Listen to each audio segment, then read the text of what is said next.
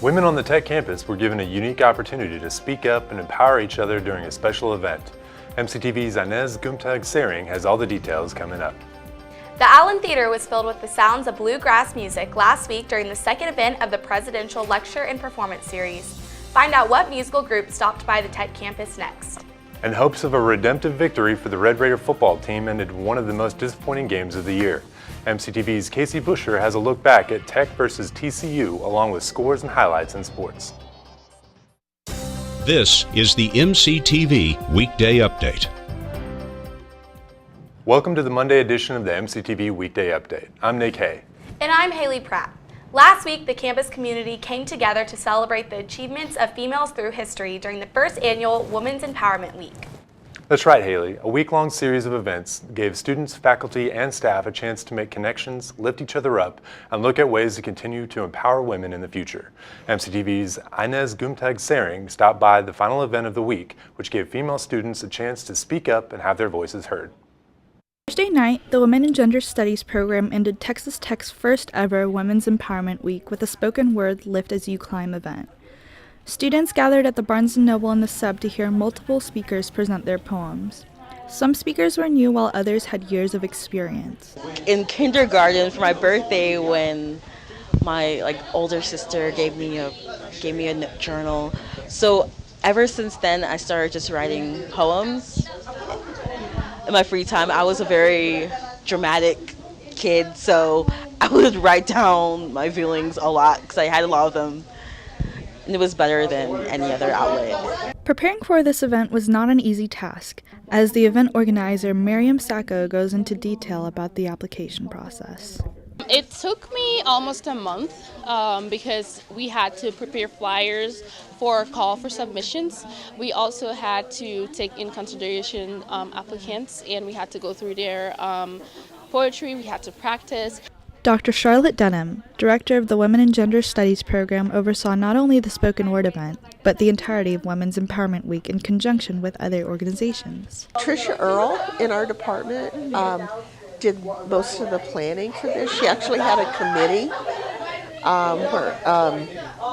that different people who were interested, some of our minors, the housing office, the RISE office, women's leadership, all kind of pitched in and help organize the event. For MCTV, I'm Inez Gumtag-Sering. The Texas Tech campus has been a host to many well-known musical groups over the years. And this past Friday, one of the best bluegrass bands in the country made a stop at the Allen Theater.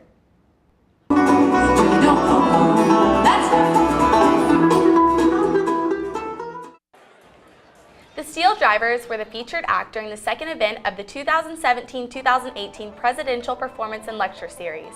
The group went on stage at 7 p.m. on Friday and performed various numbers from their award-winning albums. Following the show, the group also held a CD signing and meet and greet in the foyer outside the Allen Theater. The Steel Drivers are best known for their 2016 album, The Muscle Shoals Recordings, which won the 2016 Grammy for Best Bluegrass Album. They were also named the Americana Music Association's New Artist of the Year after the release of their self-titled debut album in 2008.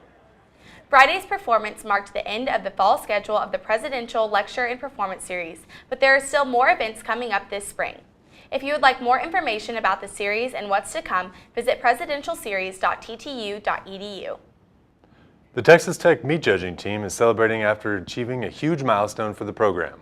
Last week, the team brought home its 13th national championship following a first-place win at the American Meat Science Association International Meat Judging Contest in Nebraska. The team went 7-0 during the 2017 season, and they are the first team in 44 years to achieve that mark. This year's national championship also marks the 5th time the team has brought home the Challenge Trophy to Lubbock this decade. Tech brought home the championship after outscoring Kansas State, Colorado State, Oklahoma State, and Texas A&M. The team also dominated 5 of the 7 individual categories of the competition, including beef grading, beef judging, and lamb judging. Congratulations to the Texas Tech meat judging team. With the Thanksgiving holiday right around the corner, many students may be thinking about ways to give back to the local community. Luckily, a couple groups on campus have opportunities to help out those in need. The annual Tech Can Share food drive continues this week at the Sub. From now through November 30th, students, faculty, and staff are encouraged to bring non-perishable food items to the Student Activities Board office, located in room 020 in the sub-basement. The Student Activities Board will also hold one final drop-off day outside Copy Mail on Tuesday, November 30th.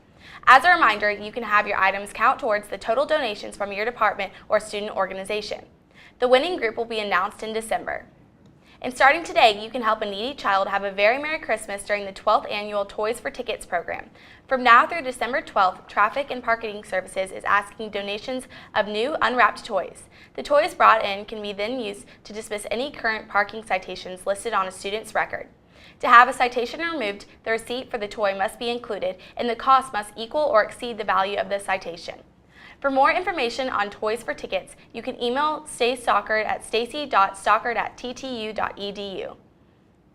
This past weekend, cooler conditions returned to the South Plains. Temperatures stayed below 60 degrees most of the weekend, and we saw a low of 23 degrees here on the Tech campus on Sunday morning. That's true, Haley. This morning we started out with temperatures just above the freezing mark, making for a cold commute for students heading to an 8 a.m. class. So does that mean that we're in for more fall-like weather the rest of the week? Let's take a look at the MCTV forecast. We've seen sunshine and high clouds today on the Memorial Circle Cam, and temperatures have already climbed close to 70 degrees. Before sunset, we may see highs reach the low 70s, but that's as warm as it should get today. Overnight, temperatures will fall into the low 40s with breezy winds and a few clouds. Tomorrow morning, we'll see an increase in wind speeds with gusts predicted to reach 40 miles per hour by mid-afternoon. The winds will keep temperatures slightly cooler with highs predicted to only reach the upper 60s. Around sunset, the windy conditions will begin to lift up and we'll see clear skies by nightfall. Temperatures will be a bit cooler on Tuesday night with lows in the 30s. Wednesday will bring the return of mild conditions to the Lubbock area with clear skies and temperatures in the low 60s. The wind should also not be a factor, making for a pleasant afternoon. Late in the evening, we'll see a return of a few clouds to the sky and overnight lows will drop into the 40s. Thanksgiving here on the South Plains should be a very nice day. Right now, the forecast is showing clear skies and high temperatures in the low 70s. Winds should be light throughout the day and temperatures will stay above 50 degrees until midnight. Overnight lows will fall into the low 40s, but overall, it should be a mild evening. Black Friday shoppers hoping to hit some early morning deals can expect temperatures in the upper 40s and low 50s around noon. Temperatures will warm into the 70s and we should top out with a high just below 80 before sunset.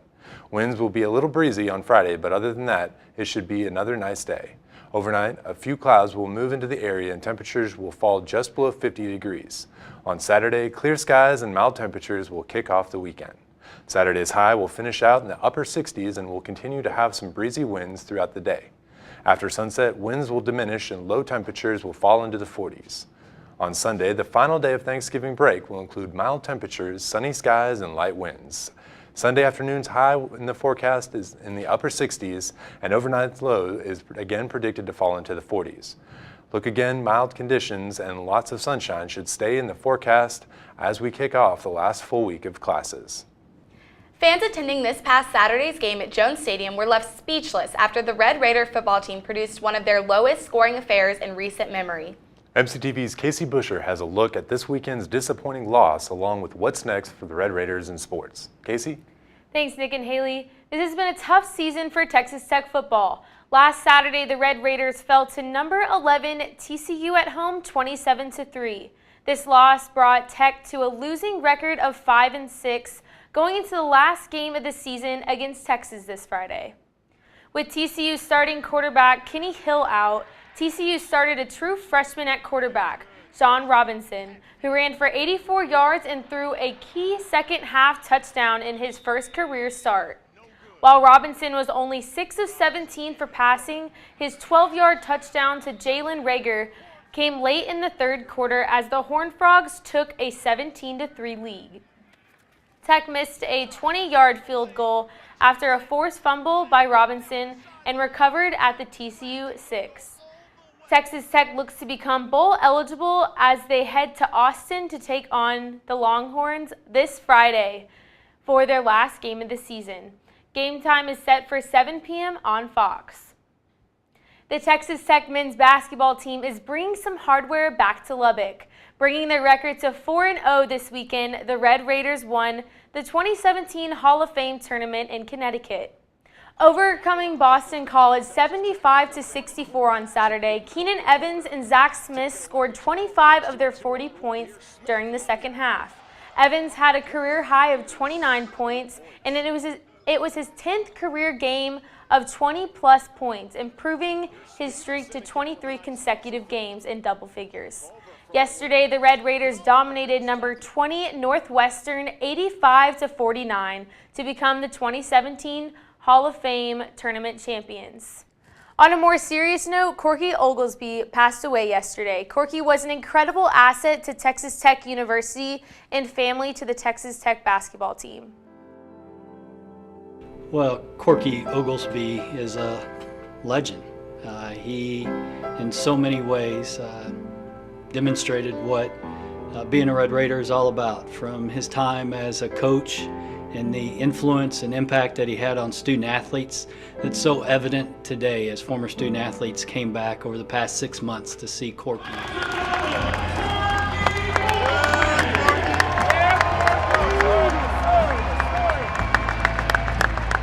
He'll be missed, but no one lived their life brighter. Definitely took advantage, I think, of every day, and so sad news to hear of his passing, but no, he's in a better place. It's a special legacy that Corky has left behind, a legacy that we will always remember, one that will always be with this athletics department and within this community.